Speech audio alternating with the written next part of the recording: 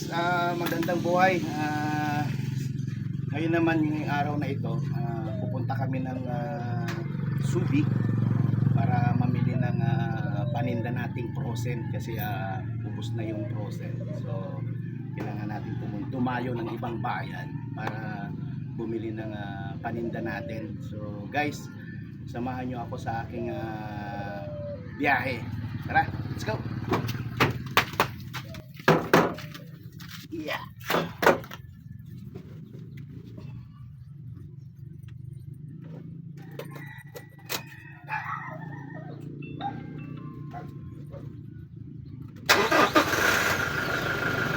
Guys, samahan niyo ako sa aking biyahe papunta ng Subic.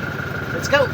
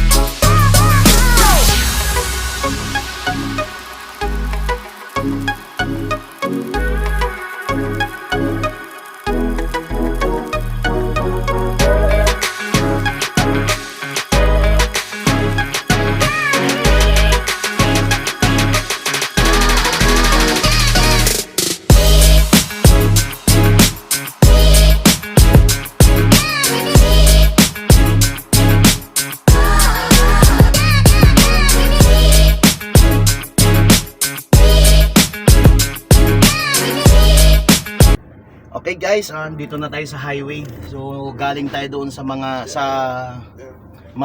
mabatong kalsada. So andito na tayo sa National Highway, approaching Olongapo City.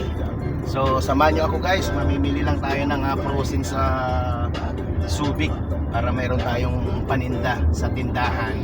Para parya-parya man yung kita, kahit yung tubo kulang pa sa pan-diesel, okay lang, at least nag-i-enjoy tayo sa ginagawa natin. So guys, okay, dito na tayo sa highway, National Highway. So let's go!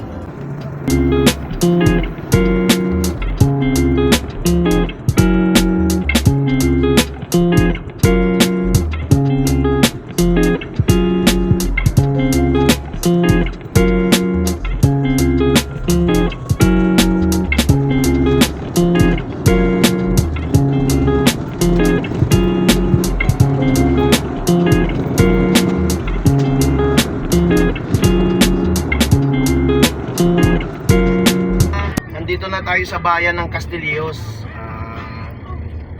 So yan yung public market namin, no? Nila. Yan guys, public market ng pamilihang bayan ng Castillejos, Zambales. Yan guys, so tingnan nyo naman, laki na ng improvement ng ng bayan ng Castillejos. Ayan, may pinapagawa pa silang siguro mga shopping center yan, di ba?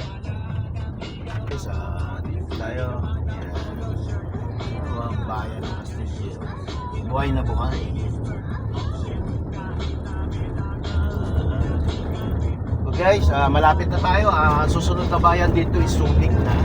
So doon tayo mamimili ng frozen kasi doon medyo marami yung tinda nila, kaya tapos nagbibigay sila ng pang retail price para kahit papaano, kahit barya, may tubo naman tayo. Para pamalit diesel lang naman. Yan lang guys. Okay guys, nandito na tayo sa Subic, no? So kailangan natin bumaba para mamili tayo ng mga frozen foods. Pwede nating itinda sa ating munting sari-sari store. So guys, samahan niyo ako mamili. Tara.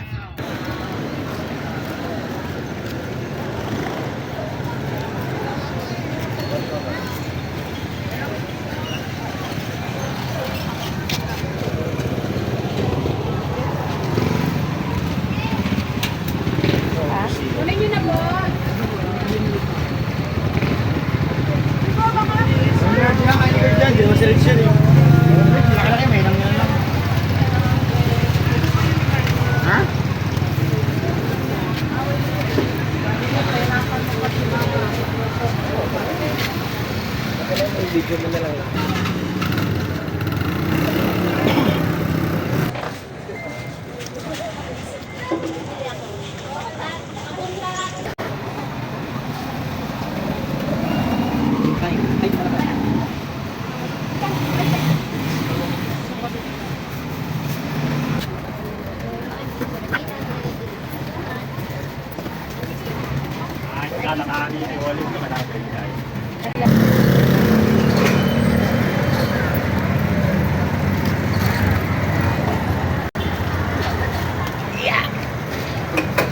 May isa pang box.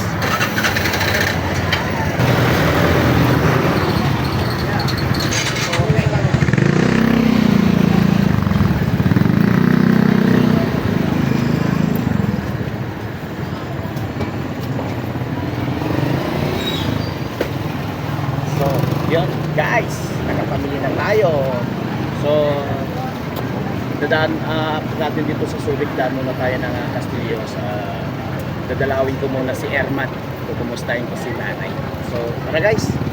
Guys, okay, andito na tayo sa Castillos. Dadaanan ko yung si Ermat. Dadalawin ko si Ermat dahil tagal ko nang hindi siya na dadalaw. So total madadaanan naman natin siya. So mag drop by muna tayo doon kay nanay ko. Kukumustahin ko lang si nanay kung gusto na yung kalagayan niya, kung malakas pa ba. Yan. So samahan niyo ako guys para makilala niyo yung nanay ko. Thank you guys. Andito na tayo. Pasyalan muna natin si Ermat. Tara.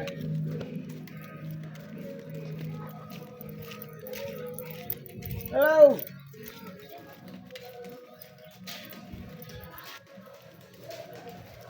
Ito yung yung bahay ng ate ko. Ito yung yayamanin. Yayamanin na yung ate ko. Ayan. Ayan si Ermat. Ay. Basta. May tipis to ya. Preskot to ya. Kaya, nanay. Nay? Ha? Yaka. Nay? Yaka. Video mo si nanay. Yaka. Gian. Ada. Nay, di mo na ako matanda na. Gian. Ada. Ang bijada. Gian balay. Ada Mas nada. basa. Sabay na. Ito si nanay ko. 87 years old. Lakas pa. Nagpo-push up pa. Kumusta nay? Ha? Ha? Shot may isa kayo. Ano? Uri ko mandat tiket ti sirok ti pagkita ko may electric pan natak ng presko.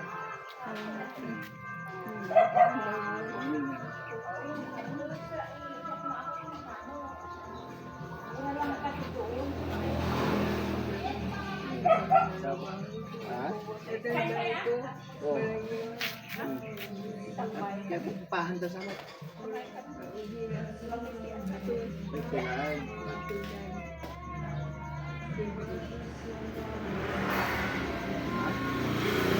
Nanti yung asikaso ay ta.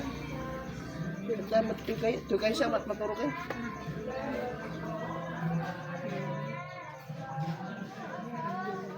Ha? Ewan dala, marami tayong test na. Okay. Tara na, nadalaw ko na si nanay. O, nay, pangkawin. Ha? Papiksa ka lang tayo sa... Ha? Pagpasensya niyo ito, tigkapangisan ko ng malalakot. At least sila tayo tigkapangisan. At least nakapagpapasya. Nen, pangkamin, Nen. Okay, guys, guys, let's go. Yan guys, andito na naman tayo. Papasok na tayo sa ang pangalan tong kalsadang nito, Mabatong Daan. Yan, tungo sa Mabatong Daan. Kung may dating daan, ito Mabatong Daan. So, yan. Alam mo, ang buhay namin dito sa probinsya, simple lang eh. Simple lang ito, pero wag ka, napakasarap ng ambience ng dito, ng buhay dito sa Kita nyo naman, pagising mo sa umaga, makikita mo, matatanaw mo bundok, 'di ba? Napakaaliwalas sa paningin.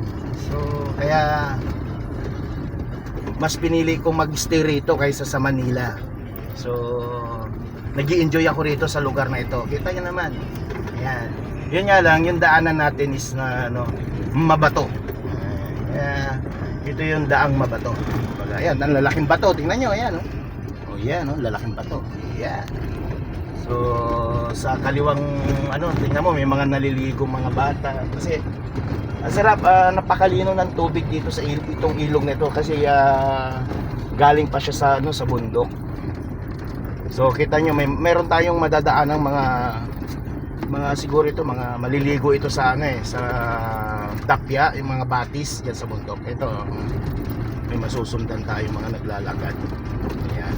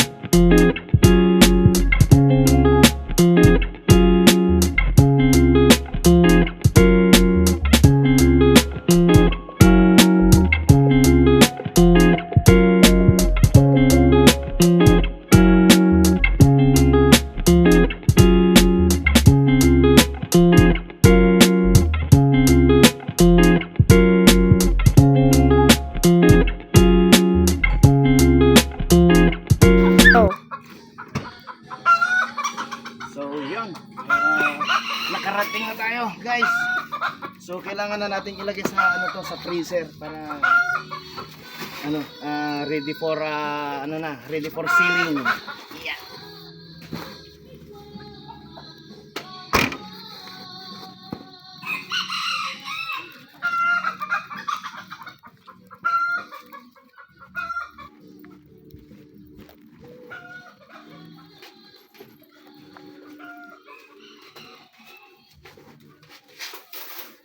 Okay.